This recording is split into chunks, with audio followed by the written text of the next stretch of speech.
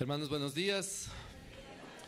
Espero que estén muy bien. Quisiera, al iniciar y al orar, recordar algo que el pastor Nicolás estaba diciendo que me parece fundamental tener en mente, y es que esto es una familia espiritual. La reunión de miembros es un recordatorio de que somos una representación oficial del reino de Cristo sobre esta tierra, en esta ciudad, en este barrio. Lo cual ya es para mí bastante impactante. Pero además somos una familia la que nos cuidamos unos a otros.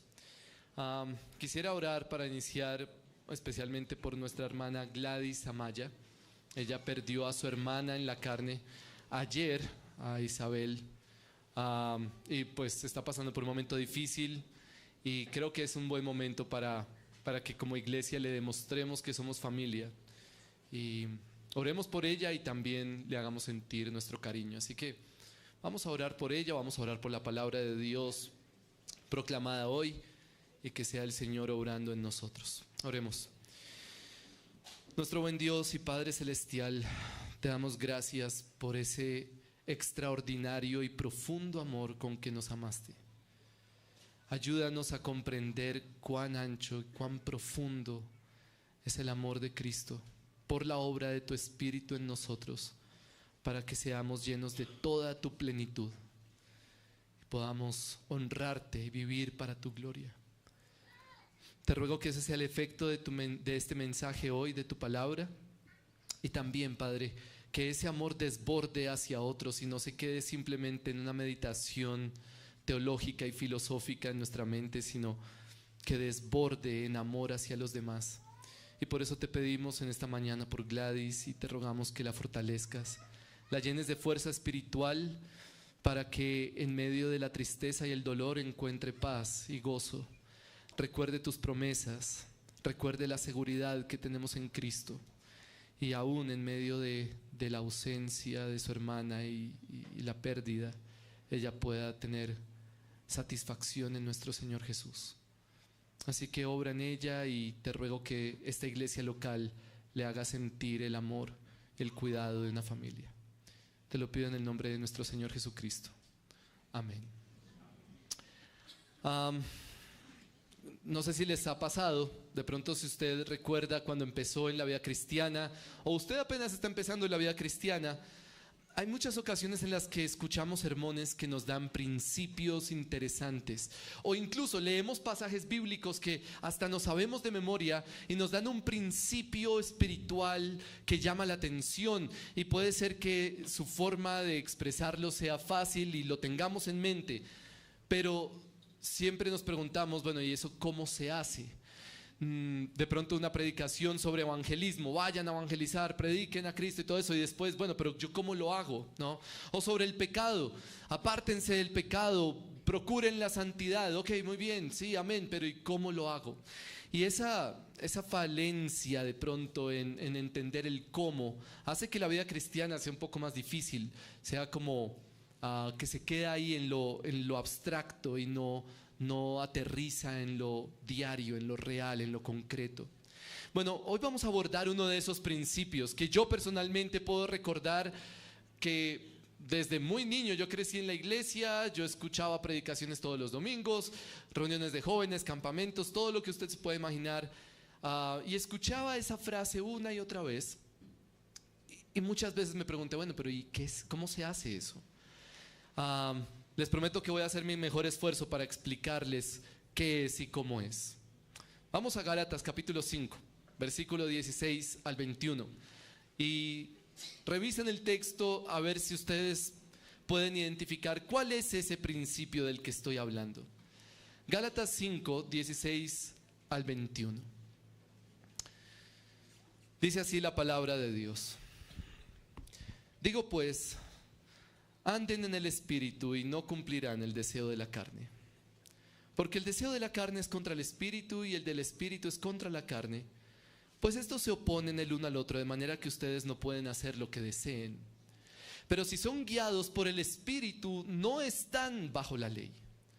Ahora bien, las obras de la carne son evidentes, las cuales son inmoralidad, impureza, sensualidad, idolatría, hechicería, enemistades, pleitos, celos, enojos, rivalidades, disensiones, herejías, envidias, borracheras, orgías y cosas semejantes, contra las cuales les advierto, como ya se los he dicho antes, que los que practican tales cosas no heredarán el reino de Dios.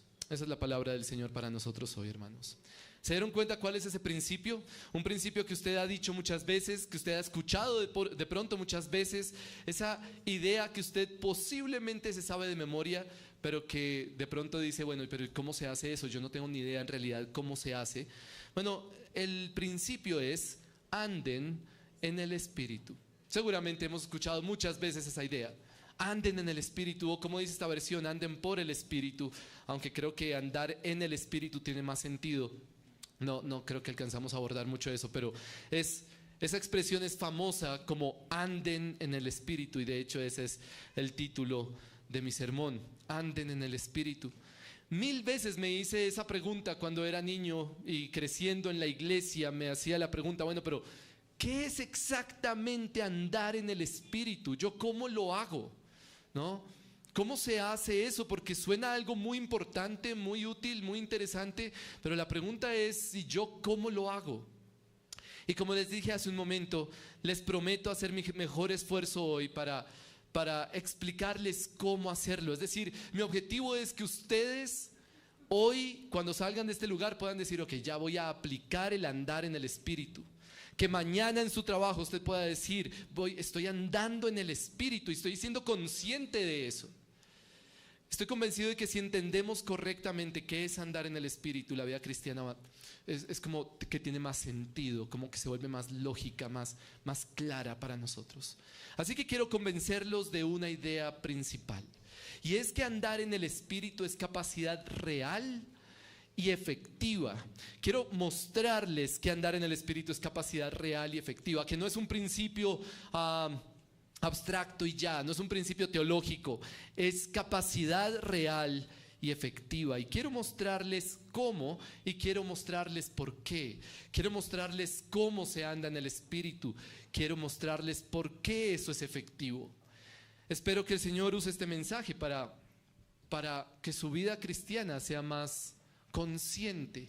Ese es uno de los objetivos en cada sermón: volver más consciente la vida cristiana. Nuevamente, que no se quede todo escrito ahí en el libro, sino que usted, mientras trabaja, como cantábamos hace un momento, en el día a día del creyente, usted pueda decir: estoy andando en el Espíritu. Andar en el Espíritu es capacidad real y efectiva, y voy a abordar ese mensaje con 2 preguntas. La primera pregunta es: ¿qué es andar en el Espíritu? Entonces quiero mostrarles qué es eso, para luego decirles por qué es efectivo, por qué vale la pena pensar en andar en el Espíritu, incluso hacer el esfuerzo por andar en el Espíritu. Bien, empecemos por la primera pregunta: ¿qué es andar en el Espíritu? Así comienza el pasaje. Digo pues, anden en el Espíritu, o anden por el Espíritu. ¿Qué es andar en el Espíritu? Bueno, tenemos que comenzar pensando en quién es el Espíritu, ¿no? Empecemos por lo más básico, empecemos por el escalón número 1. ¿Qué es el Espíritu? Bueno, el Espíritu es una persona. Y quiero ser enfático en eso, porque no quiero que en algún punto del sermón alguien diga: el pastor está hablando del Espíritu como si fuera una energía, como una fuerza o algo así. No, es una persona. Para que quede muy claro, el Espíritu Santo es la tercera persona de la Trinidad. Es una persona de Dios. Dios existe, Dios es un ser, no como nosotros, diferente a nosotros, que existe en 3 personas. Para usted y para mí, una persona es un ser es una persona, esa es nuestra realidad. Bueno, en la realidad de Dios, un ser es 3 personas, existe en 3 personas. Y la tercera persona de esa Trinidad se llama, o la conocemos como el Espíritu Santo, que viene a morar en el creyente por medio de la fe en el Evangelio. Eso es muy importante. Cuando una persona entiende el Evangelio y cree en el Evangelio, el Espíritu Santo viene a morar en él. Y el apóstol Pablo ha sido muy enfático en la carta a los Gálatas. De hecho, Gálatas me ha asombrado en esta última lectura, o en esta última vez que lo he podido estudiar, como una carta muy enfocada en la obra del Espíritu Santo. Mira el capítulo 3, versículos 2 al 5. capítulo 3, 2 al 5 de Gálatas. Dice, esto es lo único que quiero averiguar de ustedes. ¿Recibieron el Espíritu por las obras de la ley o por el oír con fe? ¿Cuál es la respuesta? Por el oír con fe. Tan insensatos son, habiendo comenzado por el Espíritu, ¿van a terminar ahora por la carne? ¿Han padecido tantas cosas en vano, si es que en realidad fue en vano? Aquel pues que les suministra el Espíritu y hace milagros entre ustedes, ¿lo hace por las obras de la ley o por el oír con fe? Entonces el apóstol Pablo está recalcándole a los Gálatas, el Espíritu lo hemos recibido por la fe. Y de hecho podríamos decir que el versículo 14 del capítulo 3 es la conclusión de esa doctrina que él está enseñando. Dice, versículo 14, a fin de que en Cristo Jesús la bendición de Abraham viniera a los gentiles, para que recibiéramos la promesa del Espíritu mediante la fe. El Espíritu viene a nosotros por medio de la fe. Y me parece interesante reflexionar en por qué sucede eso. ¿Por qué el Espíritu viene por medio de la fe en el Evangelio y no por otra cosa? Bueno, creo que lo voy a explicar más claramente con una idea adicional, que es lo que viene ahora. Porque pensemos por un momento qué significa tener al Espíritu de Dios en nosotros. ¿Cómo entendemos eso? Si lo entendemos de manera demasiado física, que si la tercera persona de la Trinidad está en nosotros, pues puede carecer de sentido, porque ¿qué significa que una persona habita en nosotros? Eso es raro, y podemos terminar pensando en términos como de posesiones demoníacas y ese tipo de meditaciones. Pero hay algo adicional que podemos pensar. ¿Cómo usamos nosotros la palabra espíritu normalmente, en una conversación normal? Olvidémonos que estamos hablando de la Biblia, de teología, y alguien dice la palabra espíritu. ¿En qué contexto puede estar diciéndolo? Claro, puede ser un ser, como que tal persona está poseída por un espíritu, ¿cierto? Como un ser. Pero hay otras maneras de usar la palabra espíritu. Por ejemplo, si yo les digo, ¿cuál es el espíritu que se percibe en esta iglesia? Bueno, eso ya está hablando en otros términos. De hecho, esta tarde tenemos reunión de miembros y uno de los puntos, de hecho el último punto del pacto de membresía que leemos siempre que nos reunimos como miembros es: si me uno a otra iglesia, si me tengo que mudar de vivienda, me comprometo a unirme a otra iglesia lo antes posible para continuar ¿con qué? Con el espíritu de este pacto. Y en ese punto ya nadie se imagina un ser, ¿cierto? ¿Qué nos imaginamos o qué pensamos? Como un sentir, como una actitud, ¿no? Como un ambiente, el espíritu de un grupo o el espíritu de una comunidad. Bueno, eso es exactamente como varios teólogos a lo largo de la historia nos han animado a pensar en el espíritu. Piénselo por un momento de esta forma. Si la primera persona de la Trinidad es el Padre y la segunda es el Hijo, ¿por qué la tercera no es como el tío, el primo, ¿no? ¿Por qué esas palabras, por qué la palabra espíritu para explicar a esta tercera persona de Dios? Y la respuesta es que el espíritu justamente es eso, es cuál es el sentir, cuál es la actitud, cuál es esa realidad espiritual que se percibe entre el Padre y el Hijo.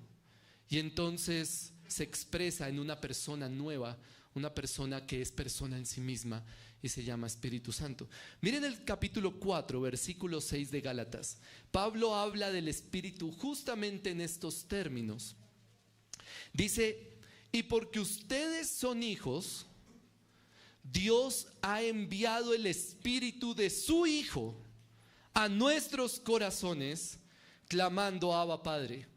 Creo que con lo que acabo de decir uno lee ese versículo y ya sabe distinto, tiene otro sabor, ¿no? Él ha enviado el Espíritu de su Hijo para que nosotros podamos decir Padre junto con su Hijo. Es decir, el sentir del Hijo por el Padre está en nosotros. La actitud del Padre por el Hijo y el Hijo por el Padre está en nosotros. Es una persona, no es una fuerza, no es una energía, no, es una persona, pero es una persona que expresa justamente el sentir de Dios. Entonces, el Espíritu es la tercera persona de la Trinidad, que viene a morar en una persona por la fe en el Evangelio, cuando cree en el Evangelio, y produce en la persona ese mismo sentir que hay en Cristo. Tal vez por eso es que el apóstol Pablo en Filipenses 2 exhorta a los filipenses a decirles: tengan el mismo sentir que hubo también en Cristo Jesús, o tengan la misma actitud. Y eso es posible porque tenemos al Espíritu de Dios en nosotros. Y entonces podemos llamar a Dios Padre, porque ahora nos entendemos hijos. Ahora entiendo que soy hijo. El Espíritu da testimonio a nuestro espíritu de que somos hijos de Dios. De manera que es ese sentir de Dios en nosotros. Entonces, ¿qué es andar en el Espíritu? ¿Qué significa eso? Si eso es la obra del Espíritu en nosotros, que viene porque creemos en el Evangelio y ahora tenemos ese sentir, esa persona en nosotros, ¿qué significa andar en Él o andar por Él?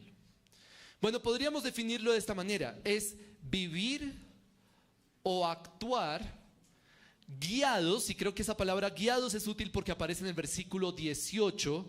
Miren el versículo 18: pero si son guiados por el Espíritu. Es un sinónimo de decir andar en el Espíritu. Entonces, es vivir o actuar guiados o gobernados por el sentir, por la actitud de Dios y de su Hijo, entre ellos y hacia otros.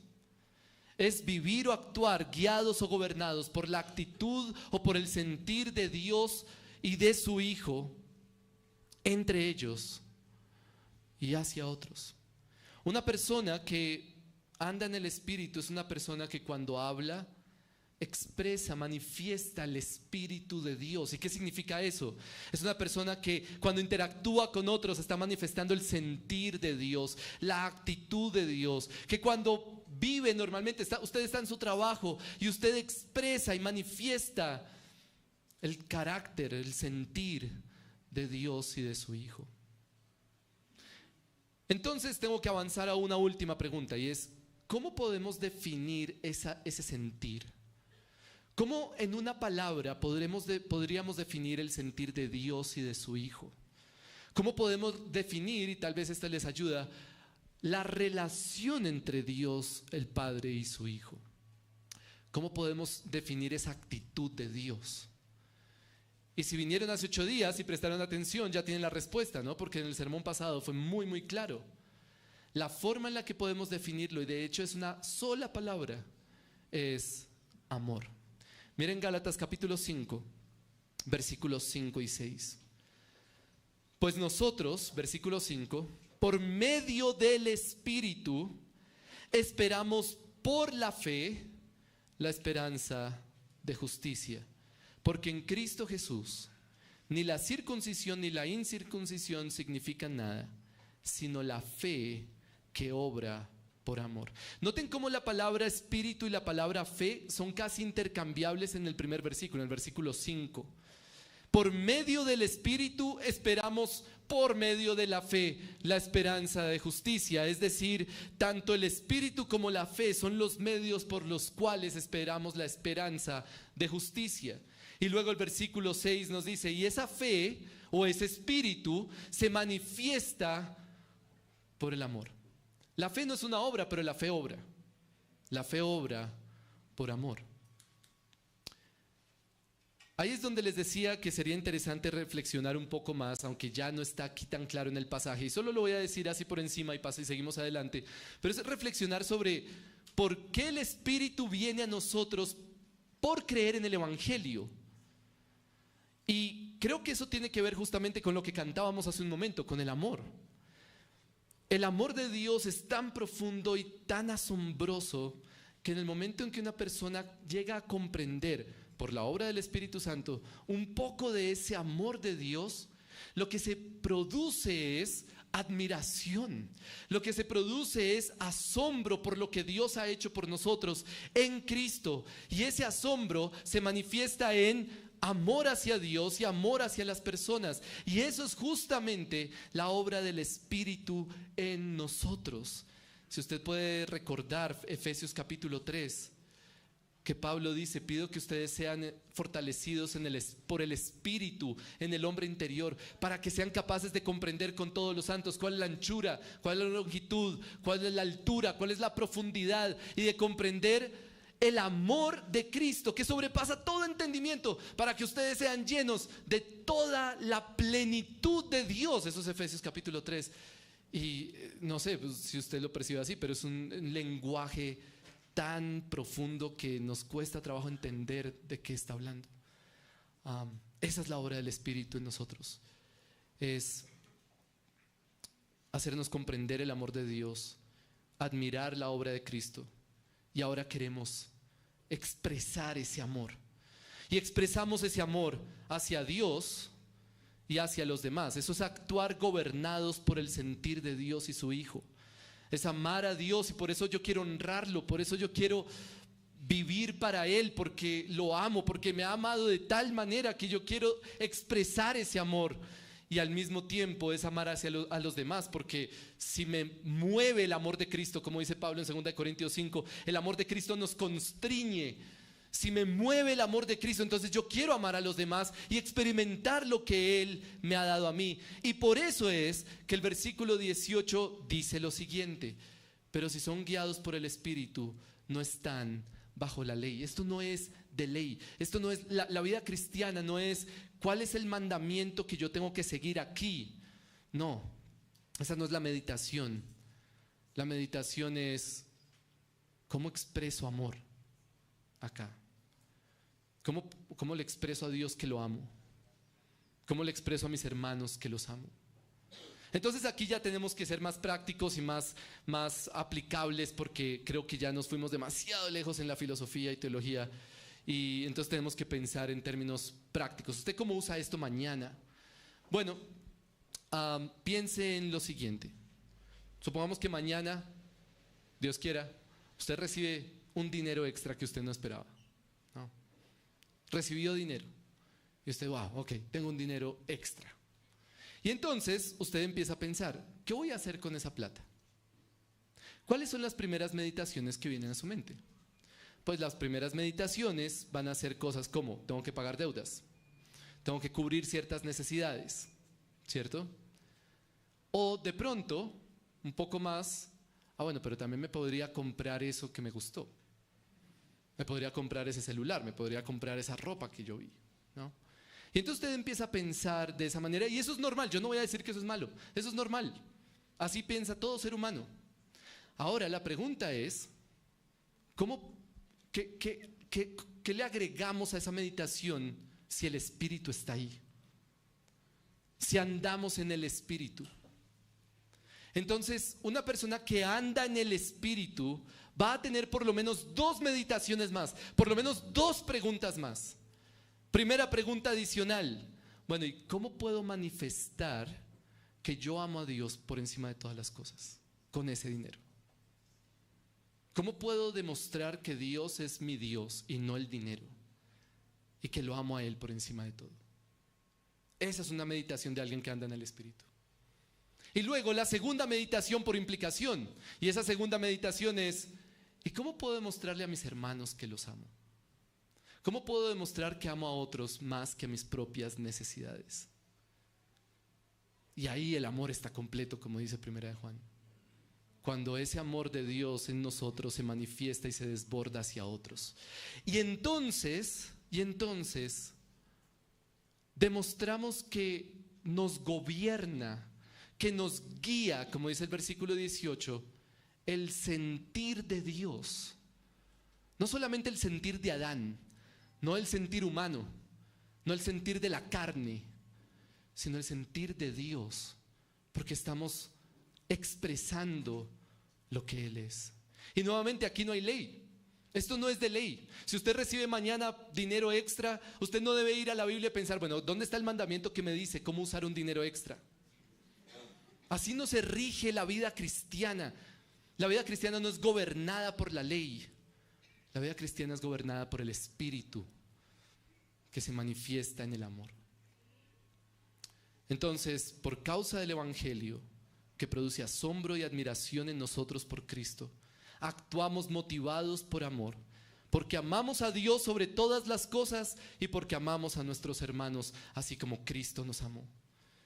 Eso es andar en el Espíritu, andar guiados o gobernados por el sentir de Dios y de su Hijo. Entonces, pregunta, ¿qué tan efectivo es esto? ¿Cuán efectivo es andar en el Espíritu? Porque va a requerir un esfuerzo de usted, una disciplina de su parte, inyectar a esas meditaciones típicas que usted va a tener la idea de, bueno, pero ¿y cómo manifiesto amor a Dios y cómo manifiesto amor a mis hermanos? ¿Qué tan efectivo es eso? Y este segundo punto está pensado en todos aquellos creyentes que están luchando contra el pecado, diciendo, bueno, pero ¿cómo hago para evitar la carne? Es decir, todos los creyentes, porque me pregunto si habrá un creyente que no tenga esa carga. ¿Cómo hago para evitar la carne y apartarme del pecado y todo esto? De hecho, me llamó la atención que tuvo tanta... Fue tan bien recibido el curso de santificación práctica. Varios se me acercaban, pastor, yo quiero las notas, yo quiero entender esto es muy importante. Y sí, pues obvio, porque esa es la vida cristiana, ¿no? Estamos luchando contra el pecado, pero eso me hizo ver que en realidad esa lucha contra el pecado es una carga de todos nosotros. ¿Qué tan efectivo es andar en el Espíritu? Bueno, la respuesta es muy efectivo. Miren el versículo 16. Digo pues, anden por el Espíritu y no cumplirán el deseo de la carne. Pienso en Pablo tal vez meditando en que Gálatas ha sido demasiado enfocado en legalismo. Y eso yo también lo he sentido y creo que lo hemos sentido todos los pastores de estamos hablando en contra del legalismo y no sean legalistas. Y eso puede dar la idea de que entonces podemos pecar para no ser legalistas. Por supuesto que no. Y eso es lo que el pastor José nos enseñaba también hace 8 días. Entonces nos podemos preguntar, bueno, pero ¿esto de lo que estamos hablando sirve para luchar contra el pecado? La respuesta de Pablo es sí, anden por el Espíritu, anden en el Espíritu y no cumplirán el deseo de la carne. Ese versículo es, hermanos, es de suma importancia para nosotros como creyentes. Pero es de suma importancia leerlo bien. Aquí hay un detalle semántico que puede parecer insignificante, pero que no es insignificante y estoy seguro que si lo entendemos bien va a generar incluso en nosotros adoración al Señor. Les pido que me tengan paciencia un segundito, porque les voy a hablar de algo técnico. La Reina Valera dice en estas palabras, ese versículo, andad en el Espíritu y no satisfagáis los deseos de la carne. ¿Cuál es el problema? El problema es que si usted lo lee de esa manera, parecen 2 imperativos. Andad y no satisfagáis. Pero originalmente, en el idioma original, ese segundo verbo no es un imperativo. Es algo que se llama un subjuntivo y por eso les pedí que me tuvieran paciencia. O sea, yo no vine aquí a estudiar español o literatura o lo que sea, o gramática y esas cosas. Pero solo un momentico y se van a dar cuenta de la utilidad de esto. Alguien se puede estar preguntando, ¿qué es un subjuntivo? Bueno, un subjuntivo es un modo verbal. Hay 3 modos verbales. Un indicativo, un imperativo o un subjuntivo. Esas son las 3 opciones. ¿Qué es un indicativo? Un indicativo es una acción hecha, una acción real. El niño patea la pelota, eso es un indicativo. ¿Qué es un imperativo? Un imperativo es un mandato. Niño, patea la pelota, ¿no? Ahí le estoy dando el mandato, es un imperativo, ese verbo es tan imperativo. El subjuntivo es una posibilidad, es una probabilidad. El niño patearía la pelota. La diferencia es importantísima porque si son 2 imperativos, entonces aquí hay que cumplir 2 mandatos. Usted tiene que andar en el Espíritu y además usted no puede satisfacer los deseos de la carne y eso es la vida cristiana. Pero si el segundo es un subjuntivo, entonces se puede ver como una posibilidad gracias al mandato anterior. ¿Y aquí hay esperanza, hermanos? La esperanza de los creyentes está en el lenguaje, imagínense eso. ¿Por qué le enseñamos a un niño a leer? Pues porque si no, nunca va a poder conocer a Dios. ¿Por qué usted debería leer bien? ¿Por qué un pastor debería poder leer bien? Pues porque si no, no va a poder comunicar la palabra de Dios con claridad. La esperanza del creyente está en cómo hablamos, en el lenguaje y cómo entendemos lo escrito. Imagínense que Romanos 8:28 dijera: y sabemos que a los que aman a Dios todas las cosas un día les ayudarán posiblemente para bien. Si dijera eso, eso no sirve para nada, porque pues usted no sabe cuándo y cómo. Pero Romanos 8:28 dice: y sabemos que los que aman a Dios todas las cosas ¿qué? Les ayudan, y ahora saben que eso es un indicativo. Les ayudan para bien. La realidad es un hecho real. Por eso la exégesis es importante.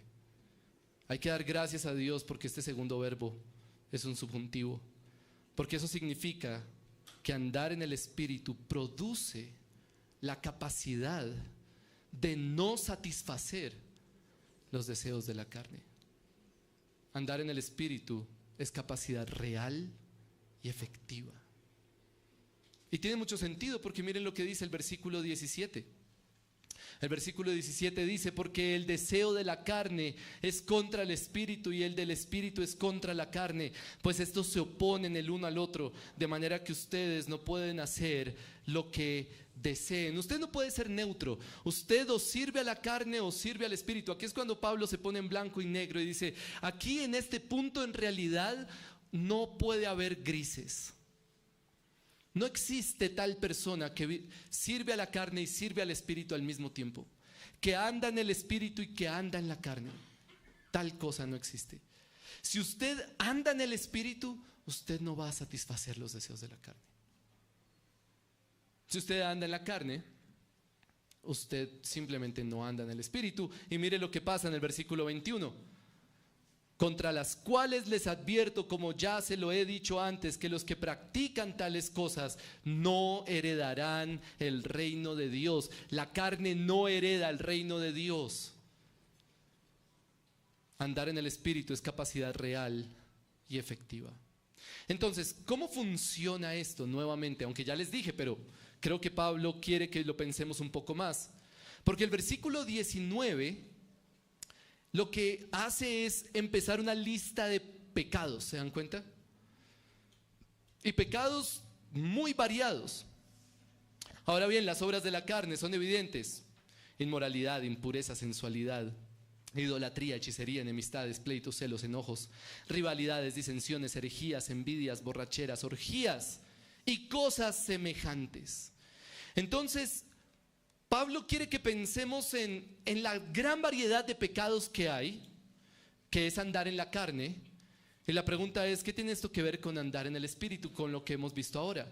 Pues la implicación sería esta: todas esas obras de la carne son contrarias al amor.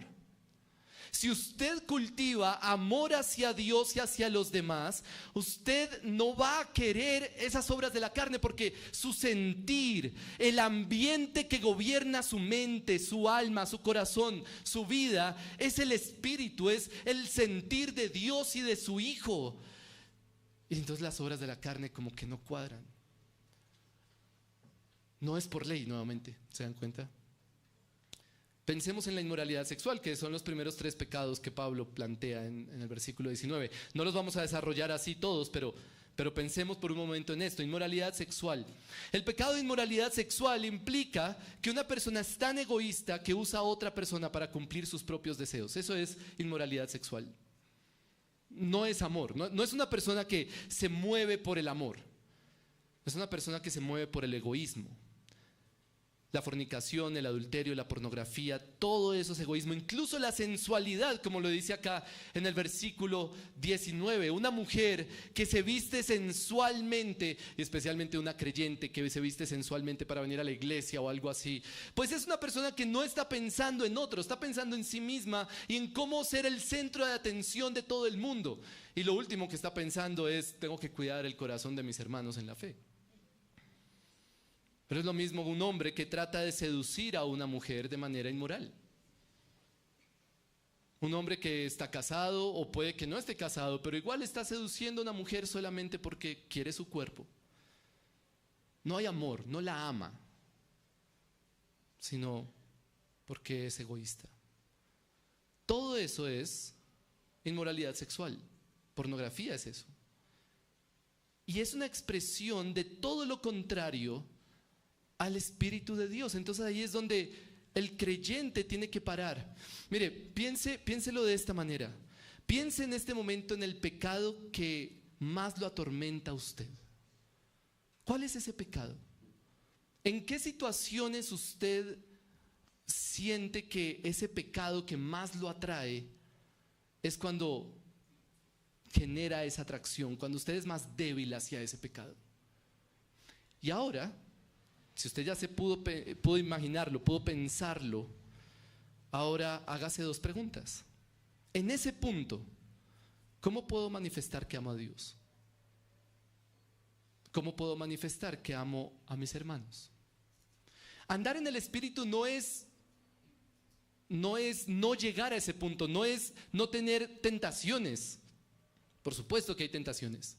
Andar en el Espíritu es detenerse por un momento y hacerse la pregunta: ¿amo a Dios? ¿Amo a mis hermanos? ¿Cómo manifiesto amor a Dios en este punto? Entonces alguien que esté actuando inmoralmente puede pensar: bueno, Dios es el ser que dio a su Hijo por mí. Me amó con una profundidad absoluta. Y sí, yo lo amo. Me asombra quién es Él. Entonces, este acto de inmoralidad, ¿cómo se relaciona con ese Dios al que amo? Y si usted tiene esa meditación, usted ya no va a seguir tan fácilmente en el pecado. Porque ya como que no cuadra. Porque usted está gobernado por un sentir que no le permite que la carne se vea atractiva. O amor hacia los demás. Ese hombre que está tratando de seducir a esta mujer, si solo pensara, bueno, ¿qué sería expresarle amor a esa mujer? ¿Es tratar de seducirla? ¿O qué puedo hacer para demostrar amor hacia otros? Solo esa meditación lo va a guardar seguramente de continuar en el pecado. Ahora, el problema es si usted dice: pastor, pero es que a mí nunca se me ocurren esas preguntas. Eso no se me pasa por la mente. Bueno, ahí está lo preocupante. Porque entonces, ¿qué gobierna su mente? ¿Qué gobierna su corazón? ¿Está seguro que usted tiene el Espíritu de Dios? Porque el que es gobernado por la carne no heredará en el reino de los cielos. No importa si hizo una oración de fe hace años, no importa si viene a la iglesia todos los domingos, eso no es el punto. Así sucede con el resto de pecados en esta lista: idolatría, hechicería, herejías, borrachera, orgías. Todo eso es contrario a amar a Dios, es un desprecio hacia Dios. Si usted solo se preguntara: ¿cómo expreso amor a Dios en esto?, posiblemente muchos ídolos caerían. Y luego la siguiente lista es enemistades, pleitos, celos, enojos, rivalidades, disensiones, envidias. Todo eso es contrario a amar ¿a quién? A mi hermano. Si usted está en enemistad con alguien y usted solo se detiene por un momento y dice: bueno, ¿cómo puedo amar a esa persona? Ya, eso va a cambiar drásticamente su actitud. Así que, hermanos, si creemos en la obra de Cristo, significa que admiramos a nuestro Rey Jesús, admiramos su sacrificio, admiramos su humildad, admiramos su amor. Y eso significa que estamos profundamente agradecidos por el amor de Dios para nosotros, al haber enviado a su Hijo, al sacrificar lo más precioso que existe por nosotros. Y toda esa admiración y ese asombro por lo que Dios hizo se llama fe. Y esa fe da lugar a que el Espíritu de Dios venga a morar en nosotros. El sentir de Dios gobernando nuestra mente y nuestro sentir, nuestro actuar, nuestro deseo, de manera que amamos a Dios y amamos a los demás. Y eso es lo que queremos, por lo menos eso es lo que anhelamos. Yo quiero amar a Dios sobre todas las cosas y amar a mis hermanos. Y entonces las obras de la carne empiezan a perder sentido. Solo hagan el ejercicio. ¿Cómo puedo amar a Dios o demostrar amor a Dios? ¿Cómo puedo demostrar amor hacia mi hermano? Y entonces estoy convencido de que se van a dar cuenta de que andar en el Espíritu es capacidad real y efectiva. Y quiero invitarlos a hacer ese ejercicio mientras tomamos la cena. Creo que es un buen momento para hacerlo. Es de hecho un excelente momento para evaluar qué tanto amamos al Señor. Mientras usted está tomando la cena, yo le pido que piense otra vez, ¿cuál es ese pecado que más me llama la atención? Y cómo manifestar amor hacia Dios y cómo manifestar amor hacia mis hermanos puede acabar con ese pecado en usted. Y es un buen momento para hacerlo porque estamos tomando un jugo y comiendo un pan que nos hace recordar la obra de Cristo. Así que le pido que no divague en su mente mientras estamos tomando la cena. No es un momento para acordarse qué pasó ayer o qué va a hacer más tarde. Es un momento para pensar y disciplinar su mente y enfocarla en cómo puedo amar, cómo puedo demostrar amor hacia otros y hacia el Señor sobre todas las cosas. Permita que sea el Espíritu de Dios el que lo gobierne, ande en Él, piense en Él, actúe en Él. Incluso si usted se queda sentado, porque hay personas que no deben tomar la cena en este lugar. ¿Quién no debe tomar la cena? La cena no deben tomarla aquellos que no son creyentes. Si usted es consciente de que no es hijo de Dios, si usted es consciente de que usted tiene dudas o su vida es totalmente contraria a esto y usted no es miembro de la iglesia, entonces no tome la cena. Está bien quedarse sentado, no le estoy diciendo que no participe. Usted va a participar ahí sentado, reflexionando y pensando en todo lo que hemos hablado. Pero usted es miembro de esta iglesia, significa que hemos reconocido su fe y usted ha sido invitado a tomar la cena, igual que todos aquellos que sean miembros de otras iglesias. Pongámonos en pie, quienes vamos a tomar la cena. Gracias. Ya está aquí este. Y mientras tanto, quiero leer un pasaje que es el que leímos al inicio. Si es posible, preste atención. Va a ser una lectura corta para que después nos quedemos reflexionando sobre lo que hemos hablado. Pero si es posible, preste atención porque aquí está la misma dinámica de Gálatas 5. Es Juan 14:15. Dice, si ustedes me aman, guardarán mis mandamientos. Entonces yo rogaré al Padre y Él les dará otro consolador para que esté con ustedes para siempre. Es decir, el Espíritu de verdad a quien el mundo no puede recibir porque ni lo ve ni lo conoce, pero ustedes sí lo conocen porque mora con ustedes y estará en ustedes. No los dejaré huérfanos, vendré a ustedes. Un poco más de tiempo y el mundo no me verá más, pero ustedes me verán, porque yo vivo, ustedes también vivirán. En ese día conocerán que yo estoy en mi Padre y ustedes en mí y yo en ustedes. El que tiene mis mandamientos y los guarda, ese es el que me ama.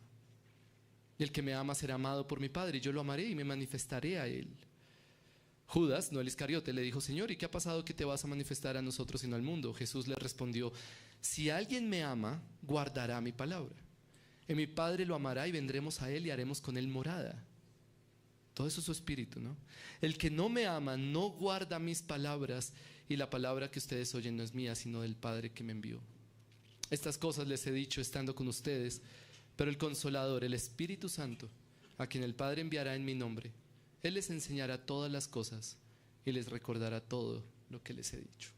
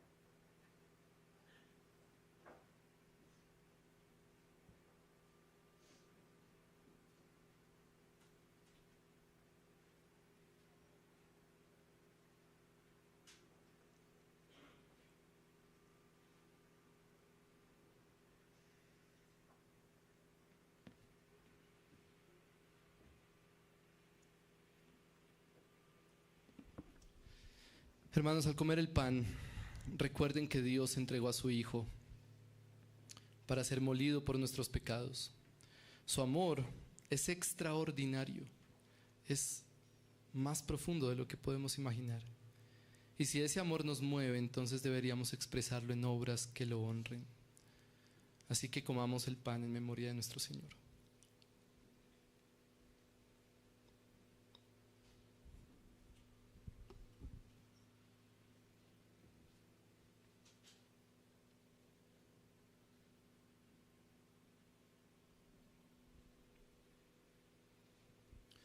Y al tomar la copa, recuerden que nuestro Señor se entregó por nosotros, demostrando un tremendo amor y sacrificio por otros. Si nos mueve admiración por Él y adoración, deberíamos expresarlo en obras que reflejen ese amor hacia los demás. Así que tomemos la copa en memoria de nuestro Señor. Todos pónganse de pie y vamos a cantar una última alabanza.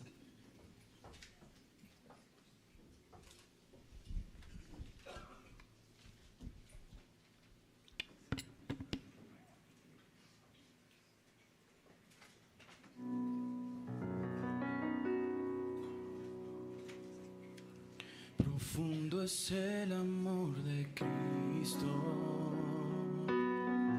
más que el infierno y la maldad. Dejó su trono y su gloria para traernos hacia Él. Más ancho es el amor de Cristo que nos separó, me alcanzó en mis tinieblas, solo en Él hay salvación.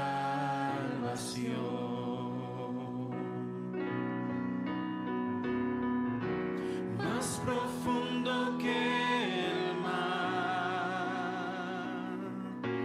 más allá del cielo está tu amor, me bastará.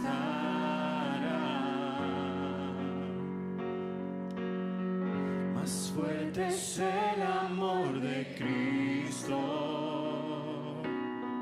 que mi enemigo más feroz. Me sostiene en la tormenta, las aguas no me cubrirán. Me guiará el amor de Cristo, en el más hondo valle aquí. Me pastoreará por siempre y me guarda junto a Él. Más profundo que el mar, más allá del cielo está tu amor, me bastará. Más fuerte que la tempestad,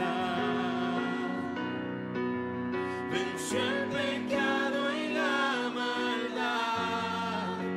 Tu amor me bastará.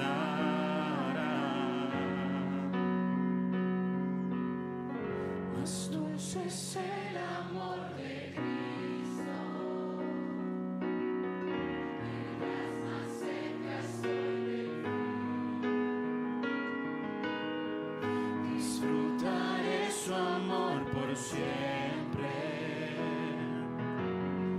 ante su trono estaré. Me llenará el amor de Cristo,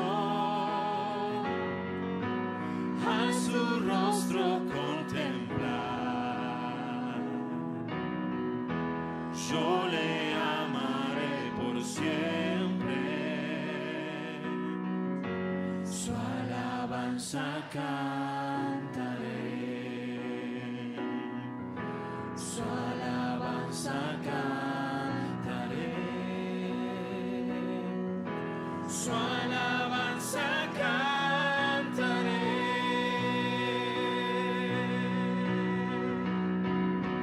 Más profundo que el mar, más allá del cielo está tu amor, me bastará.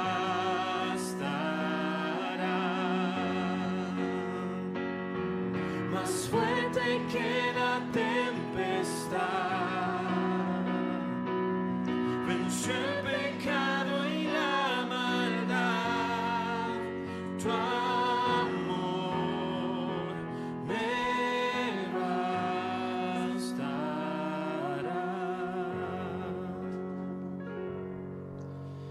Padre Celestial, gracias por el profundo amor con el que nos amaste. Y te ruego que produzcas en nosotros tal admiración por ese amor que desborde en amor hacia los demás. Obra en esta iglesia y permítenos, capacítanos, ayúdanos para andar en tu espíritu. Te lo pedimos en el nombre de nuestro Señor Jesucristo. Amén. Señor los bendiga, hermanos. No olviden tener comunión. No se vayan tan rápido. Hablen unos con otros. Anímense unos a otros.